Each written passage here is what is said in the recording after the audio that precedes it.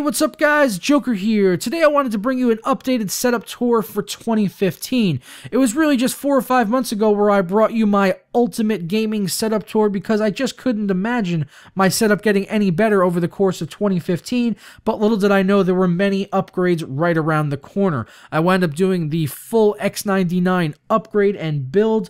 I wound up getting 980s and then 980 Ti's and a Swift, which I then sent back to get the new Acer XB270HU. So there's been a lot of changes over the last 6 months, and it's all sort of just come to a head now this past week where I finally got rid of my ancient, old, crappy desk for a nice new desk which fits in with the aesthetic of my channel, and it's going to help me be able to film a lot better as it's got the white tabletop which just shows up a lot better when I am filming. So without further ado, let's go ahead and jump in and talk about some of the accessories that I've got on my desktop. Followed by that, we'll go ahead and take a look at the internals of my PC.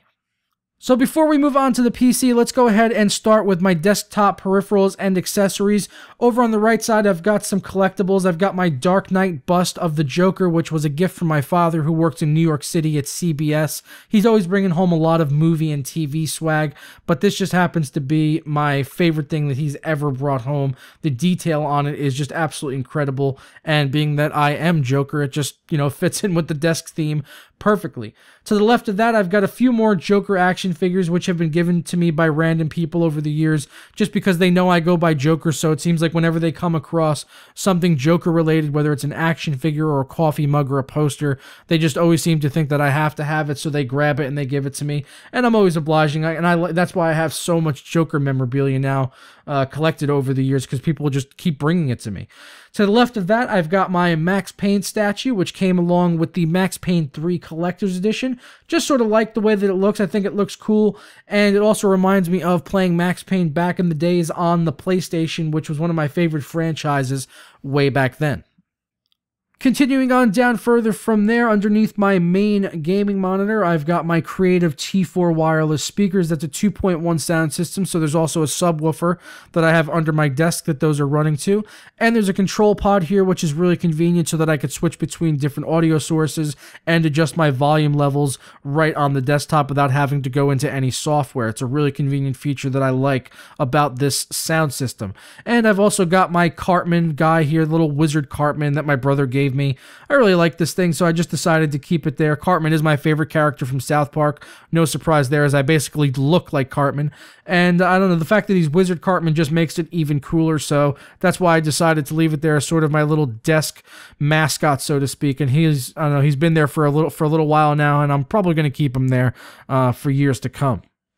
Coming down further to the left from that, I've got my audio interfaces. On the right is my Scarlett Solo by Focusrite. This is what I run my microphone to, the Audio-Technica AT2035, which is an XLR microphone, so it requires the XLR input of the Scarlett Solo and the 48 volts of phantom power, which is delivered to the microphone, because it needs an external power source in order for the mic to just be powered. Then this also takes the signal of the XLR and transmits it to my PC via USB, so just having this audio interface is a necessity when using an XLR microphone like the one that I'm using.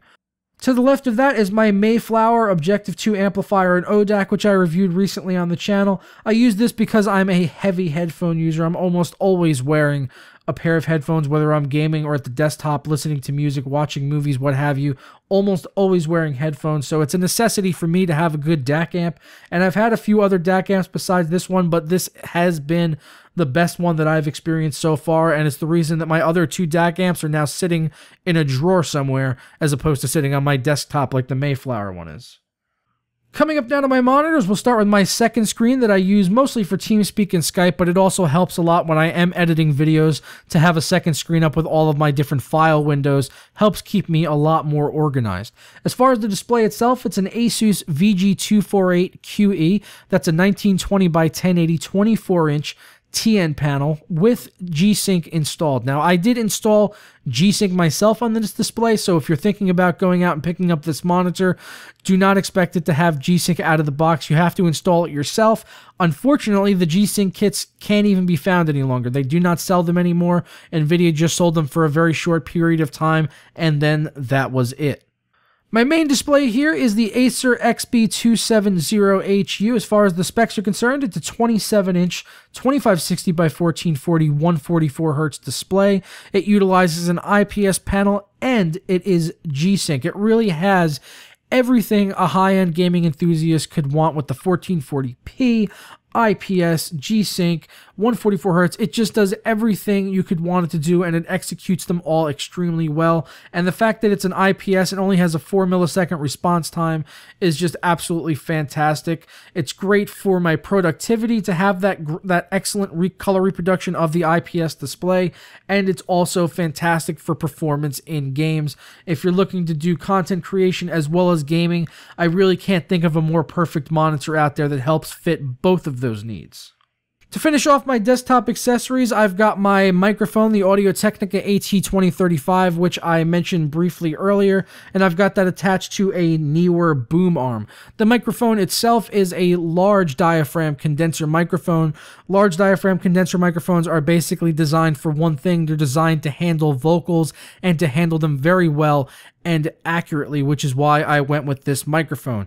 A lot of people out there might say, oh, you should get a dynamic microphone because it helps eliminate a lot of the background noise, but not only does it eliminate the background noise, but it also eliminates a lot of the nuance and personality of a person's voice, which I feel is picked up a lot better and a lot more accurately on a large diaphragm condenser mic, so that's why I use the Audio-Technica AT2035. And finally, for my peripherals, I have an AULA Wings of Liberty keyboard, which you may have seen me review recently on the channel. It utilizes blue mechanical switches.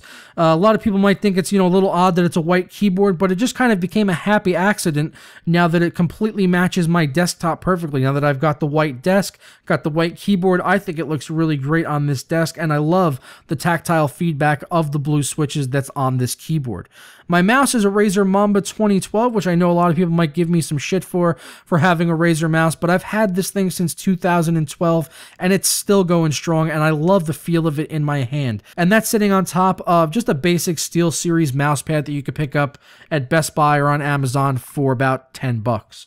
And last but certainly not least is my cell phone, the Samsung Galaxy S6 Edge. This is the 64GB version of the phone. Before this, I had always been using iOS devices, going all the way back to the iPhone 3. So this is my first venture into Android, and I'm happy to report that I am a full convert now.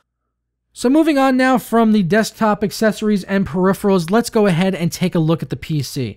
Housing my components is the Fractal Design Define R5, which I got mostly for the silence aspect of it, for what it's marketed for.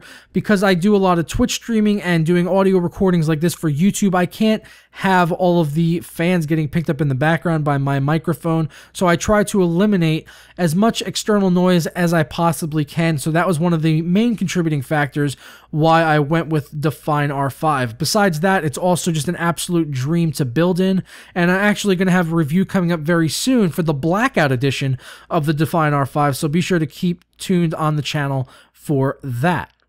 As far as the components inside my system are concerned, my CPU is an i7-5820K. I've got that clocked at 4.6 gigahertz with only 1.25 volts. I really hit the silicon lottery with this chip. I know other people out there have not been able to hit as high of an overclock, or if they do, they usually have to have a much higher voltage, but I just got extremely lucky with this chip, and I've been able to run it at 1.25 volts at 4.6 on air. That's using my Be Quiet Dark Rock 3 cooler. It's the single fan cooler.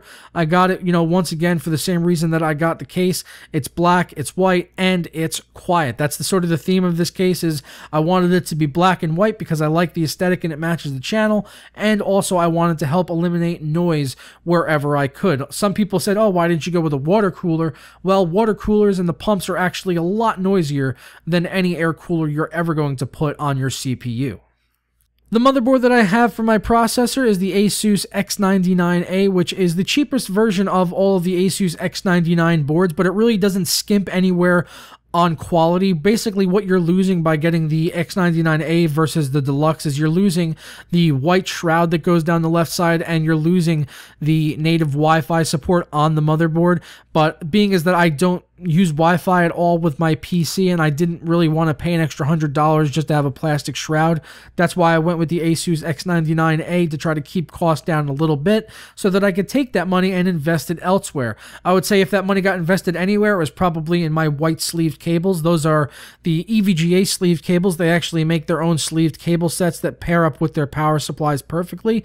They were about $80 or $90, but they just really tied together the build really well, and I love the aesthetic of having the white sleeved cables in there. My memory is 16 gigabytes of Corsair Vengeance at 2666 megahertz, but I do actually have that overclocked to 3000 megahertz, and it's just been rock solid stable ever since doing this build, and I may upgrade that to 32 gigabytes some more time in the near future as I'm starting to do a little bit more stuff with After Effects, but for right now, 16 gigabytes is more than enough for me. Powering the whole system is my EVGA 1300 watt G2, which I know is complete overkill for this system. I know everyone's going to say that. Why did you get a 1300 watt? That's more power than you need for this system. Well, when it came down to checking out for my power supply, I was basically going to get the 1000 watt, and the 1300 watt was there, and it was only $5 more at the time. So I figured, why not spend the extra $5 and I'll get the 1300 watt. It's not going to hurt anything, and that way I'm just going to have just an utterly ridiculous power supply that should last me for many, many years to come. And it is fully modular, so that's nice as well. Now, my graphics cards in here are two reference GTX 980 Ti's. They're actually different brands. One is a Gigabyte and the other one is an MSI, which doesn't really matter, being is that they are reference cards. I know a lot of people say, Joker, oh, why did you get reference cards? Why would you not get aftermarket cards?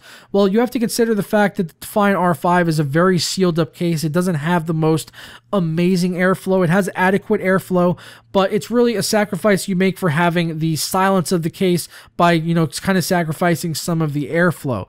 And as a result of that, I went with reference cards because it helps push the hot air out the back of the case rather than an aftermarket card, which would just have the hot air cycling around in the case. And what reference cards will actually do is, even though your GPUs may run a little bit warmer, the rest of your system is actually going to run cooler and quieter as a result of having the rest of that hot air being expelled out the back of the case by the graphics cards. And be sure to keep an eye out on the channel in the near future, as I'm going to be doing a video where I'm going to be testing aftermarket cards versus reference cards to show the positives and negatives of each, as well as how the different types of GPU coolers will actually affect temperatures in the rest of your system and not just the graphics cards themselves. As far as storage is concerned, I've got two SSDs on the back side of the case. I've got the 500 gigabyte 840 EVO, that's my boot drive, as well as a 1 terabyte 850 EVO, which is my mass storage drive, and for games and also for all of my files when I'm editing videos, I use it sort of as a scratch drive. And then my main mechanical drive in the case is a 4 terabyte HGST, but I actually plan to add in 2 more of these in the near future. Now, in case you're wondering what camera I use for my videos, I use a Canon 700D or T5i, depending on where you're located. It's called the 700D over in Europe and the UK, but here in the US, it's called the Rebel T5i. That's the camera that I use. It's a Canon DSLR.